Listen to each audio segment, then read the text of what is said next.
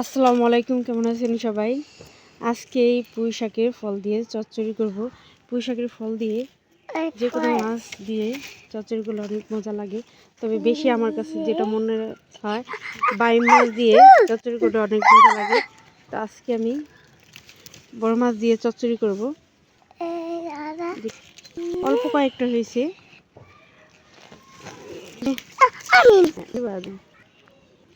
চলো, এই যে তো ফেলাই দিলা সব। হ্যাঁ,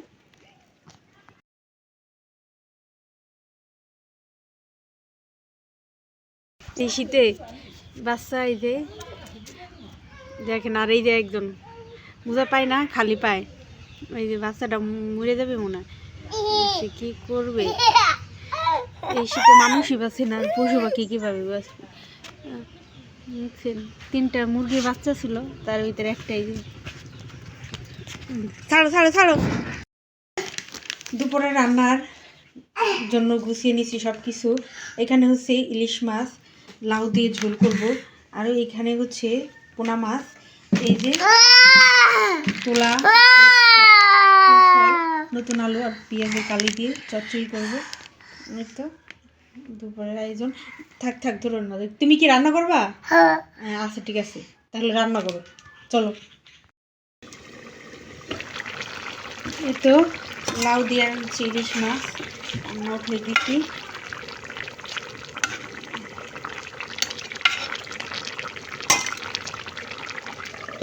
আর এই পাশে হচ্ছে চচ্চড়ি।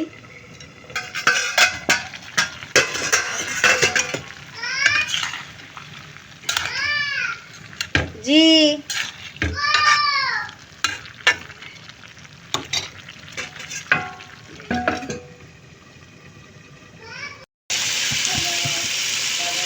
এই তো ইলিশ মাছের লাউ দিয়ে রান্না করা আমার কমপ্লিট তরকারিটা। আর এখানে চচ্চড়ি, এটাও প্রায় রান্নার দিকে হয়ে গেছে। কালারটা দেখেন, মাশাআল্লাহ অনেক সুন্দর হয়েছে। এটাও দেখেন। এই যে রাধিকা বসে গেছে খাওয়ার জন্য। এই যে সাদা ভাত, এই যে পেঁয়াজের কালি দিয়ে পুঁই ফল, আর হচ্ছে পোনা মাছের চচ্চড়ি, এইখানে আর হচ্ছে লাউ দিয়ে ইলিশ মাছের ঝোল। এই তো আজকে দুপুরের আয়োজন। তুমি এই হাত দেখাই না, এই হাত দেখাও, এই হাত দেখাও। দেখো, তরকারি নিবে না? হ্যাঁ, তরকারি নিবে না? চামচ দিব? হ্যাঁ, আচ্ছা ঠিক আছে।